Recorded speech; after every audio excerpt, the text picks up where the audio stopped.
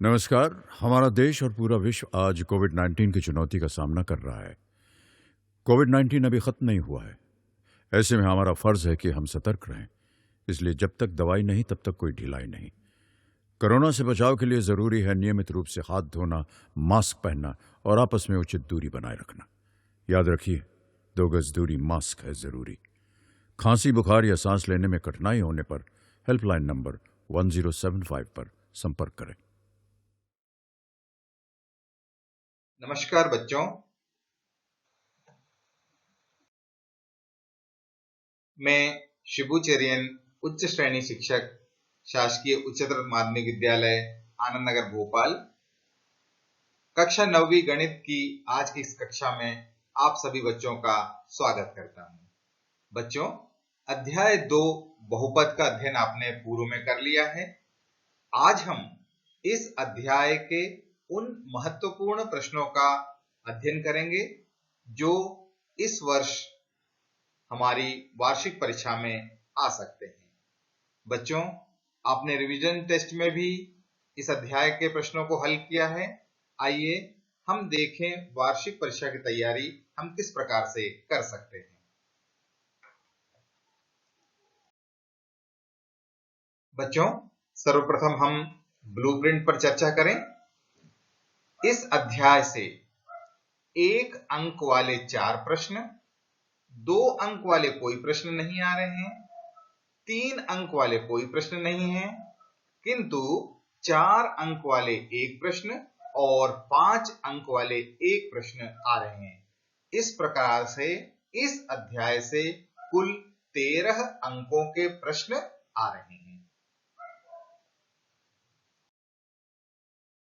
बच्चों, हम 1 अंक वाले कुछ प्रश्नों की चर्चा करेंगे। प्रश्न 1, रिक्त स्थानों की पूर्ति कीजिए। पहला प्रश्न हमारे पास है, बहुपद में सबसे बड़े घात वाले घातांक को बहुपद का खाली स्थान कहते हैं। बहुपद में सबसे बड़े घात वाले घातांक को उस बहुपद का खाली स्थान कहते हैं। हमारा उत्तर है घात, अर्थात बहुपद के चर के अधिकतम घात को हम क्या कहेंगे? उस बहुपद का घात कहेंगे। अगला प्रश्न हमारे पास है, अशून्य अचर पद की घात सदैव खाली स्थान होती है। अशून्य अचर पद की घात सदैव खाली स्थान होती है। उत्तर है शून्य। अर्थात हम देखते हैं अचर पद जिसमें अशून्य हो उसमें हम क्या कहेंगे? उसकी घात को हम क्या कहेंगे? शून्य कहेंगे। अगला प्रश्न है, रेखीय बहुपद में चर की अधिकतम घात खाली स्थान होती है। आपने देखा है रेखीय बहुपद जिसमें कोई घात नहीं होती, चर की कोई घात नहीं होती। कितनी होती घात? 1 होती है। तो इसका उत्तर हो जाएगा 1। रेखीय बहुपद में चर की अधिकतम घात कितनी होगी? 1। अगला प्रश्न हमारे पास है, बहुपद x cube minus x square plus 1 में एक्स स्क्वायर का गुणांक, एक्स स्क्वायर का गुणांक अर्थात एक्स स्क्वायर का गुणा किसके साथ किया गया है? किस अचर राशि के साथ किया गया? बिल्कुल सही, हमने गुणा किया है -1 के साथ। अगला प्रश्न है, बहुपद x square plus 11x plus 10 का एक गुणनखंड x प्लस 1 है, तो दूसरा गुणनखंड खाली स्थान होगा। एक गुणनखंड हमारे पास दिया हुआ है, दूसरा गुणनखंड हमें ज्ञात करना है। कैसे ज्ञात करेंगे? हम इस बहुपद को भाग देंगे इस गुणनखंड से, इस बहुपद से भाग देंगे। भाग देने पर हमें जो भागफल प्राप्त होगा वही हमारा गुणनखंड होगा और ये इसका उत्तर होगा x प्लस 10। अर्थात इस बहुपद में 2 गुणनखंड हैं, एक है x प्लस 1 और दूसरा है x प्लस 10। एक अंक वाले अगले प्रश्न की हम चर्चा करेंगे। अगला प्रश्न है, सत्य या असत्य बताइए। सत्य या असत्य लिखिए। पहला प्रश्न हमारे पास है, बहुपद 5 एक पदीय व्यंजक है, बहुपद 5 एक पदीय व्यंजक है। इसमें केवल एक ही पद है, अतः ये क्या कहलाएगा? एक पदीय व्यंजक। बिल्कुल सही उसका उत्तर होगा सत्य। अगला प्रश्न है, शून्य बहुपद की घात शून्य होती है। शून्य बहुपद है तो निश्चय ही उसका घात कितना होगा? शून्य होगा। इसका उत्तर भी होगा सत्य। अगला प्रश्न हम देखते हैं, अशून्य अचर पद की घात परिभाषित नहीं है। अशून्य अचर पद की घात परिभाषित नहीं है, यह गलत है, असत्य है, क्योंकि अशून्य अचर पद की घात शून्य होती है, परिभाषित है, इसलिए इसका उत्तर होगा असत्य। अगला प्रश्न हम देखें, बहुपद 7x4 प्लस 2x एक द्विघात बहुपद है। एक द्विघात बहुपद है। हमें मालूम है द्विघात बहुपद की घात कितनी, अधिकतम घात कितनी होती है? 2 होती है। यहाँ पे 4 है, इसलिए यह उत्तर असत्य है। अगला प्रश्न हम देखें, 3x प्लस 5 एक रैखिक बहुपद है।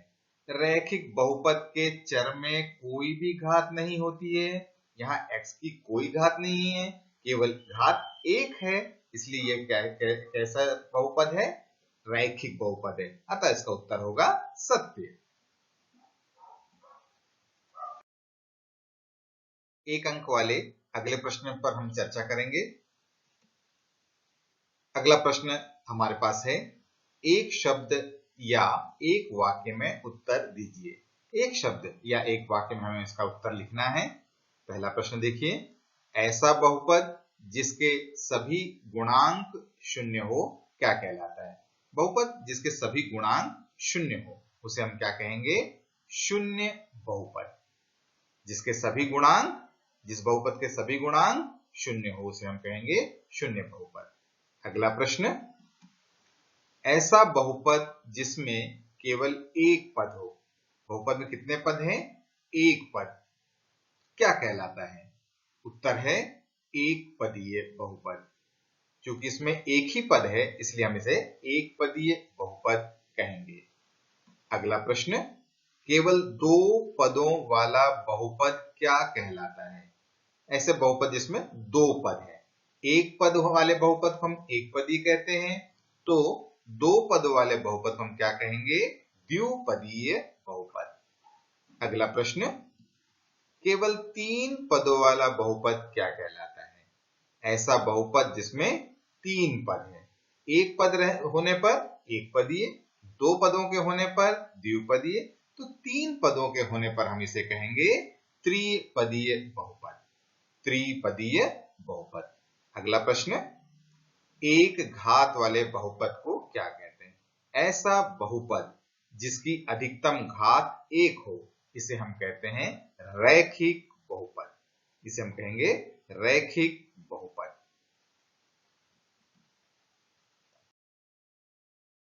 एक अंक वाले अगले प्रश्न पर हम चर्चा करेंगे। अगला प्रश्न है, सही विकल्प चुनिए। दिए गए विकल्प में से हमें सही उत्तर चुनकर लिखना है। पहला प्रश्न है, निम्नलिखित में से कौन एक बहुपद है? हमें बहुपद दिए गए विकल्पों में से चुनकर बताना है। पहला विकल्प A x² upon 2 minus 2 upon x², B √2x minus 1, C x² plus 3x to the power 3 upon 2 upon √x, और डी है x minus 1 upon x plus 1। हम इन चारों विकल्पों में से देखते हैं ए, बी और सी बहुपद नहीं है, अतः हमारा सही उत्तर होगा विकल्प D, x minus 1 upon x plus 1। अगला प्रश्न, बहुपद 4x² plus 6x³ plus 3x to the power 5 plus 5x plus 7 की घात है। हमारे विकल्प हैं ए 4, बी 5, सी 3, डी 7। हम अपने बहुपद में देखते हैं अधिकतम घात, सबसे बड़ी घात कौन सी है? 5। इसलिए हमारा उत्तर होगा विकल्प बी 5। अगले प्रश्न की हम चर्चा करते हैं। यदि px is equal to X square minus 2√2x plus 1 है तो p 2√2 बराबर है। हमारे विकल्प हैं a 0, b 1, c 4√2 और d 8√2 प्लस 1। यहां हम x के स्थान पर 2√2 रखते हैं। जब इसे हम हल करते हैं तो हमें प्राप्त होता है 1, शेष बचता है 1। इसलिए इसका सही विकल्प है बी 1। अगला प्रश्न, यदि px is equal to X plus 3 है तो px plus p minus x बराबर है। हमारे विकल्प a 3, b 2x, c 0, d 6। हम इस x के स्थान पर माइनस x रखेंगे। x से x कैंसिल होने पर 3 प्लस 3 इज इक्वल टू 6 प्राप्त होता है। अतः इस प्रश्न का सही विकल्प है D 6। अगला प्रश्न, x square minus 4y square, x square minus 4y square का मान है।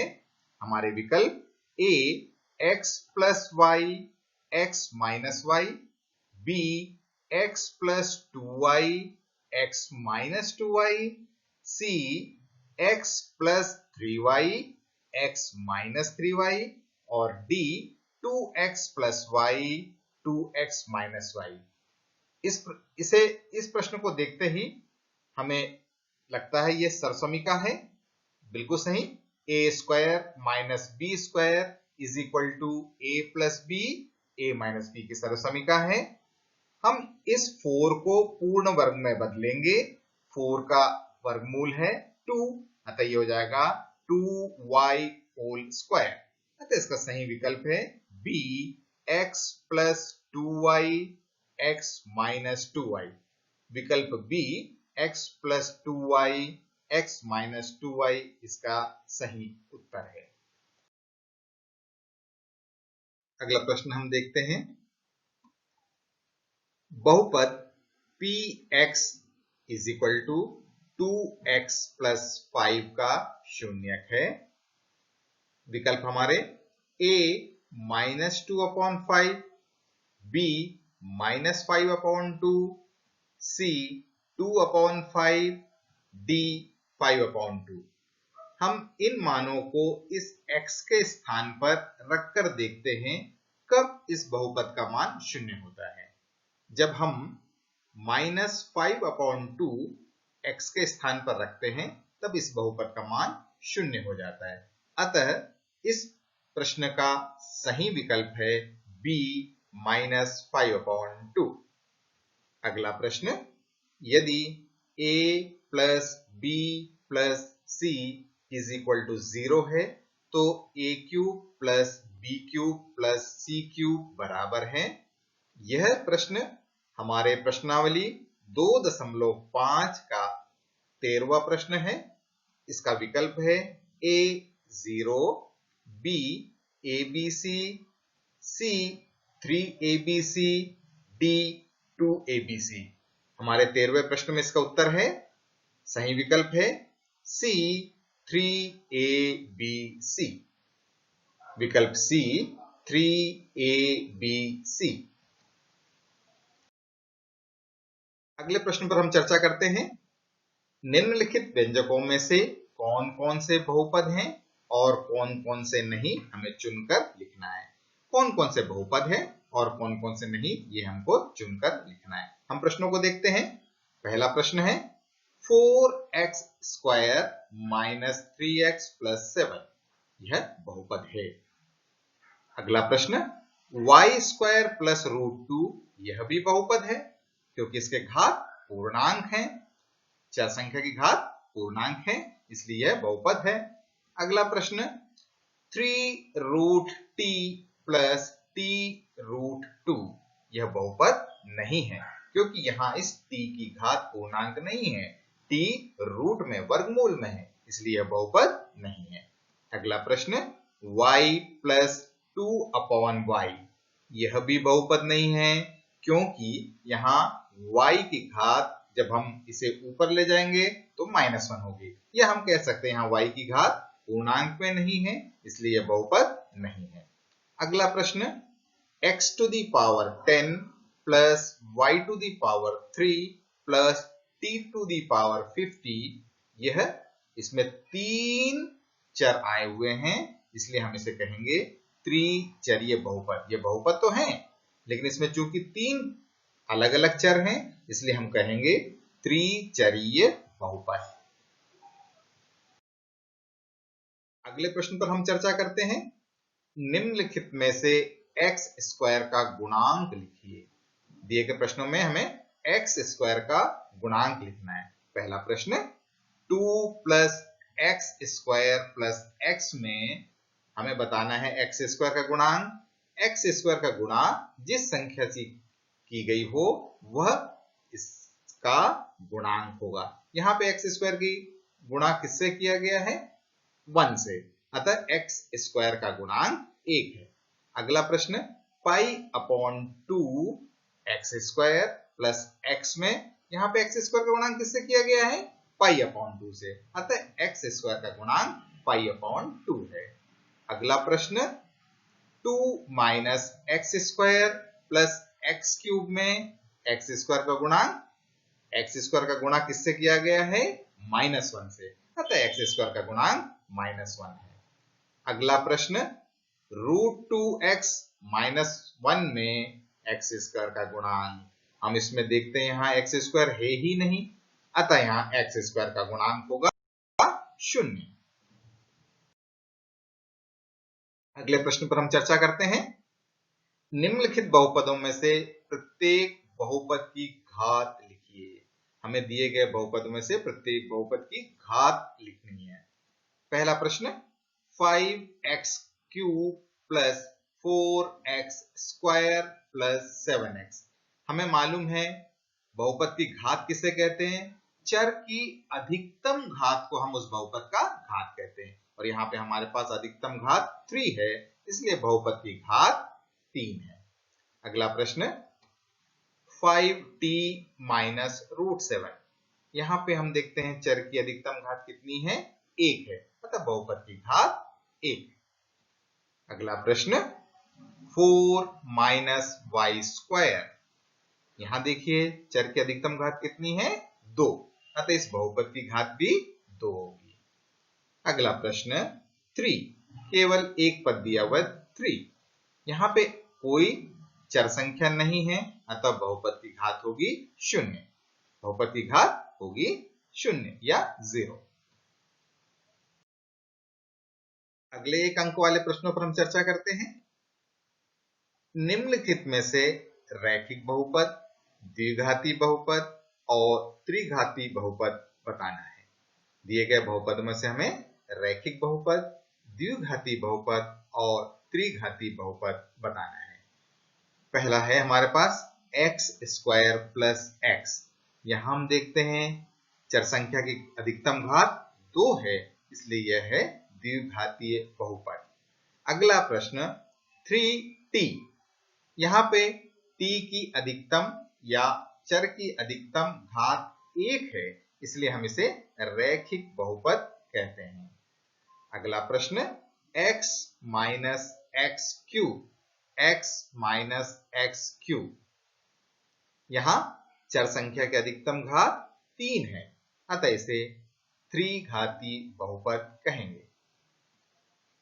अगला प्रश्न r स्क्वायर, r स्क्वायर।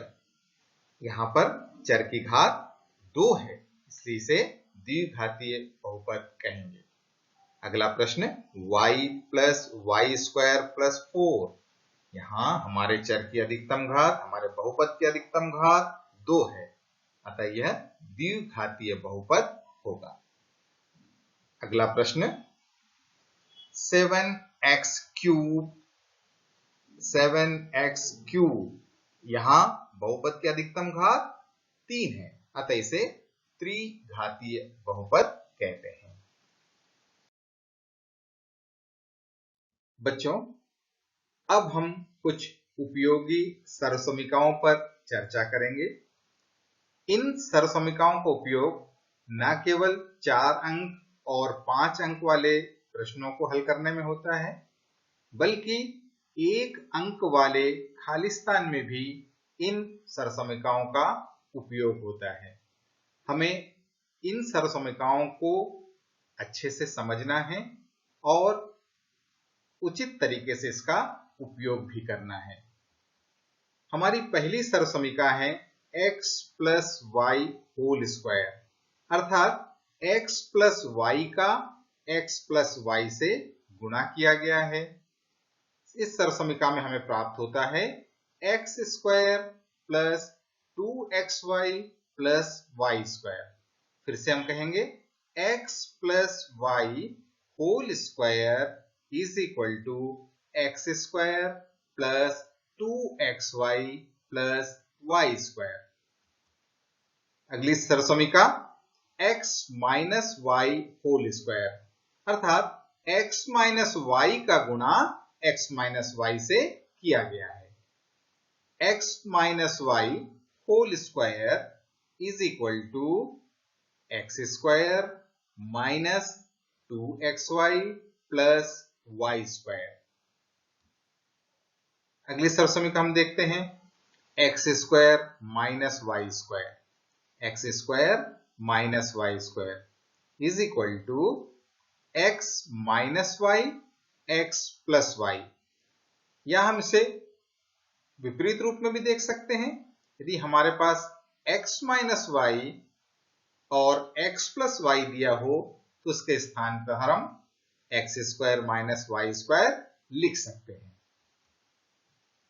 अगली सरसमीका x plus a X plus B. यहां दोनों ब्रैकेट्स में x हैं, लेकिन पहले ब्रैकेट में a और दूसरे ब्रैकेट में b है। यदि इस प्रकार से सरसमीका हो x plus a X plus B is equal to X square plus a plus B X plus A B. फिर से हम इस सरसमीका को देखते हैं x plus a X plus B is equal to X square plus a plus B X plus A B. अगली एक महत्वपूर्ण सरसमीका x plus Y plus Z whole square, x plus Y plus Z whole square. हमारी पहली सरसमीका में केवल x plus Y था, यहां पे हमें एक और चर z भी है, अर्थात x plus Y plus Z whole square is equal to X square plus Y square plus Z square plus 2xy plus 2yz plus 2zx। अगले सरसमीका पर हम चर्चा करते हैं x plus Y whole cube. अभी हमने स्क्वायर के बारे में देखा था, अब यहां पे क्यूब है, अर्थात x प्लस वाई का गुणा x प्लस वाई से और पुनः x प्लस वाई से किया गया है। x plus Y whole cube is equal to X cube plus Y cube plus 3xy bracket x plus Y. फिर से देखिए x plus Y whole cube is equal to X cube plus Y cube plus 3xy bracket x plus Y. अगली सरसमीका x minus Y whole cube, x minus Y whole cube अर्थात x minus Y का गुणा x minus Y से और पुनः x minus Y से किया गया है। x minus Y whole cube is equal to X cube minus Y cube minus 3xy bracket x minus Y. इन दोनों सरसमीका में हम देखते हैं प्लस वाली सरसमीका x plus Y whole cube में सारे चिन्ह प्लस के हैं, x minus Y whole cube में y क्यूब माइनस में है, इसी प्रकार माइनस 3xy है और कोष्टक के अंदर ब्रैकेट के अंदर x प्लस वाई के स्थान पर x माइनस वाई है। अगली महत्वपूर्ण सरसमीका x cube plus Y cube plus z cube minus 3xyz is equal to x plus Y plus z, अगले ब्रैकेट में x square plus Y square plus z square minus xy minus yz minus zx।